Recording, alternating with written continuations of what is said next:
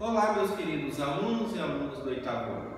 Hoje estamos mais uma vez aqui na sala de aula para darmos continuidade aos nossos estudos do capítulo 4, o capítulo intitulado Rebeliões na América Portuguesa. Hoje conheceremos um pouco mais da história da Conjuração Mineira, um evento tão importante para a história do nosso país. Vamos lá? A Conjuração Mineira ela ocorreu em um momento, em um contexto em que o Brasil ainda era colônia de Portugal. Então, como a gente já estudou, chamar de Brasil é mais fácil para a gente entender porque é o país em que vivemos.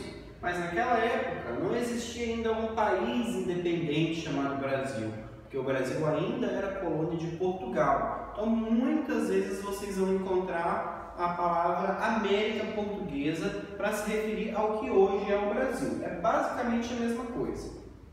E neste contexto, nessa Conjuração Mineira, houve muita influência de ideias estrangeiras que surgiram no final do século XVIII. O século XVIII é o século que começa em 1701 e vai até 1800. Então, quando a gente fala em final do século XVIII, estamos falando dos 30, 20, 10 anos finais daquele século. Então, de 1780 para frente. O que estava acontecendo no estrangeiro, né, do que está fora do Brasil? O que estava acontecendo naquele período no estrangeiro? Na França, o iluminismo estava pipocando, estava espalhando suas ideias de crítica, principalmente à monarquia, a figura do rei e a igreja, que eram muito poderosas naquele período em várias regiões da Europa, né, e em suas colônias. E também ocorreu, onde hoje é os Estados Unidos, a Revolução Americana. Como vocês sabem, lá nos Estados Unidos a língua oficial é o inglês. Se eles falam inglês, é porque a Inglaterra colonizou aquele local. E em 1776, e este é um assunto que a gente vai trabalhar, ocorreu a Revolução Americana, que foi quando o pessoal da colônia, né, lá dos Estados Unidos, expulsou os ingleses. Então essas notícias chegaram ao Brasil, que ainda era uma colônia de Portugal. Então aqui no Brasil eles vão ver, se os americanos espantaram seus colonizadores ingleses, por que nós não podemos espantar os portugueses? Já que eles estão explorando tanto a gente. É este sentimento que vai surgir nos revoltosos da Conjuração Mineira. Conjuração significa revolta, um plano para fazer alguma coisa, para modificar alguma coisa. E o que esses revoltosos queriam? Esses revoltosos influenciados pelas ideias do iluminismo e pelas ideias da Revolução Americana.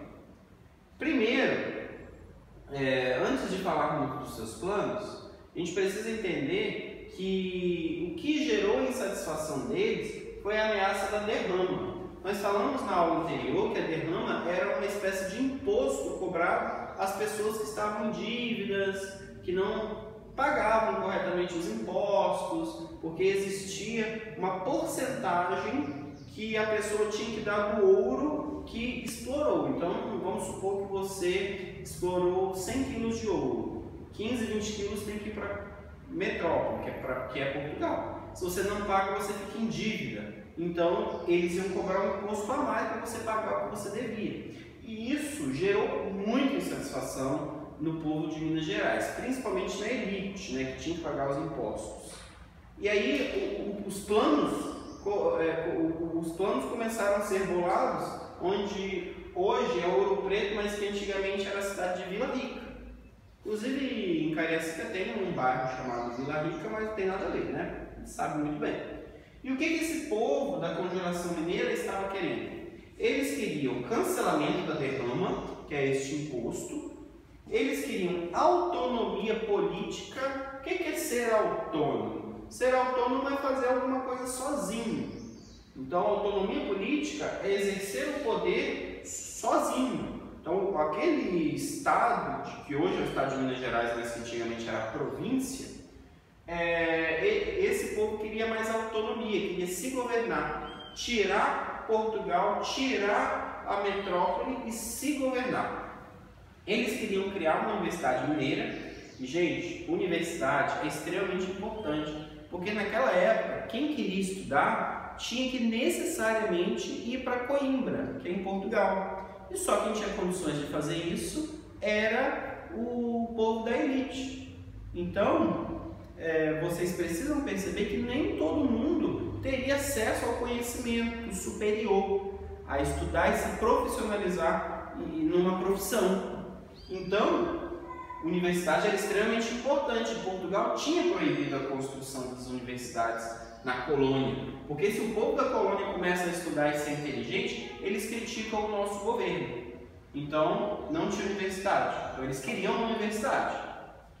Também queriam instalar manufaturas. Manufaturas são espécies de galpões, casas, em que tinha pessoas que produziam determinados produtos com as mãos mesmo, porque a Revolução Industrial está acontecendo na Inglaterra, mas ainda não chegou com força na colônia.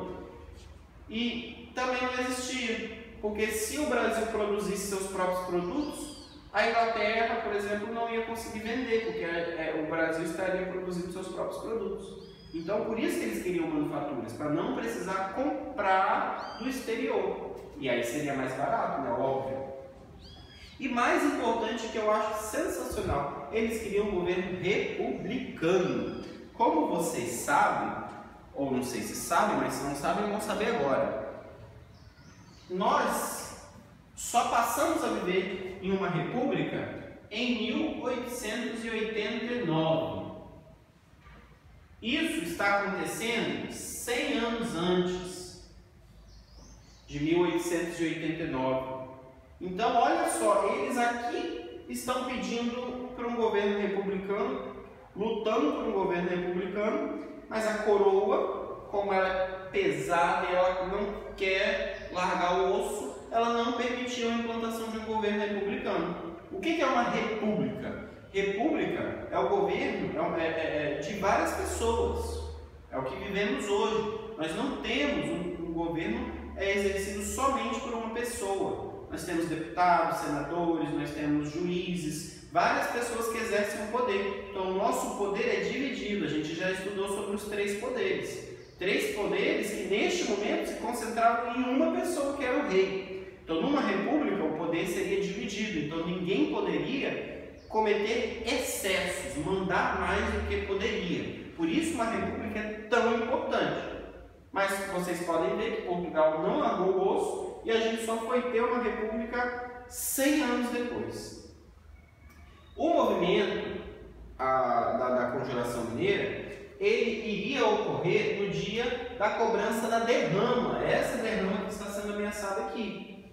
No entanto, o plano chegou ao governo, que prendeu muitos revoltosos antes que a revolta ocorresse, antes que eles conseguissem cumprir o que tinham planejado.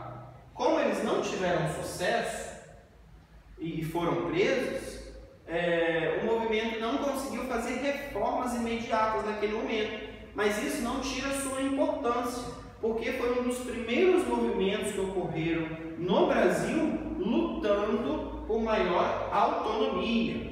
Então o Brasil ainda era uma colônia, ainda era dominado por Portugal, mas isso não quer dizer que estava todo mundo assistindo Portugal governar. Não, o povo estava criticando. Então isso incentivou as pessoas da colônia a terem mais autonomia.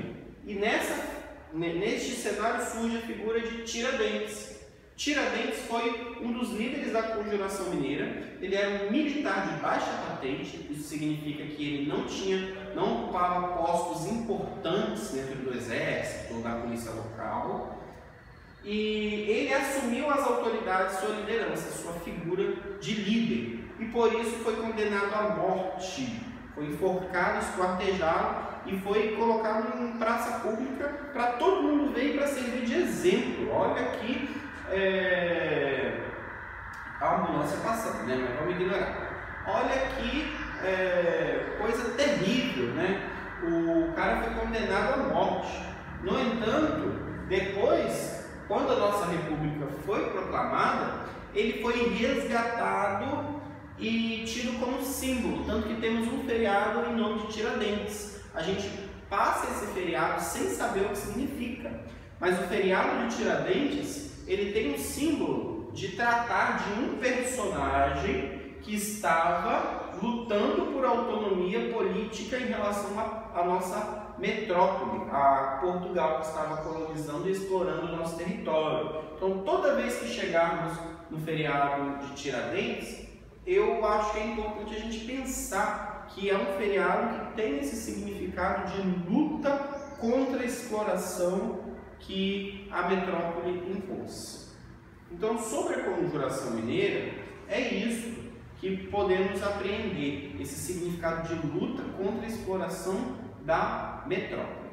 A apostila ainda trata de um tema muito interessante, que é o barroco mineiro. Barroco é um estilo artístico que surgiu na Europa e que chegou ao Brasil. Só que no Brasil ele assumiu contornos próprios, principalmente em Minas Gerais. E uma das figuras mais importantes do barroco brasileiro, o barroco mineiro, foi o Aleijadinho. O nome dele real não era esse, mas era porque ele era aleijado e ele pintava com o pincel amarrado nos pulsos e ele ia pintando. O que foi o barroco? O barroco ele é marcado por prédios, por exemplo, com muitas curvas, prédios que transmitem sentimentos, emoções e ideias principalmente ligadas à religião. Então, em muitas igrejas daquela época, e quem já foi em Ouro Preto ou um dia for, vai ver isso que eu estou falando. Muitas igrejas que são com muitos contornos redondos, muitos desenhos, que você consegue apreender, você consegue sentir alguma emoção por olhar essa construção. Isso também em pinturas, esculturas e etc. Então é importante a gente ter em mente que no meio de tudo isso aqui, envolvendo política e sociedade, até mesmo a economia por causa dos impostos, também tem a questão cultural. E muitas vezes não se fala na cultura, nos aspectos culturais dos eventos históricos. Então é importante a gente relacionar que no momento da Conjuração Mineira, o barroco, que era o estilo artístico, estava em voga no momento, sendo muito discutido e muito utilizado. Eu espero que vocês tenham gostado e façam todas as anotações. Qualquer dúvida podem me procurar. Forte abraço e até a próxima.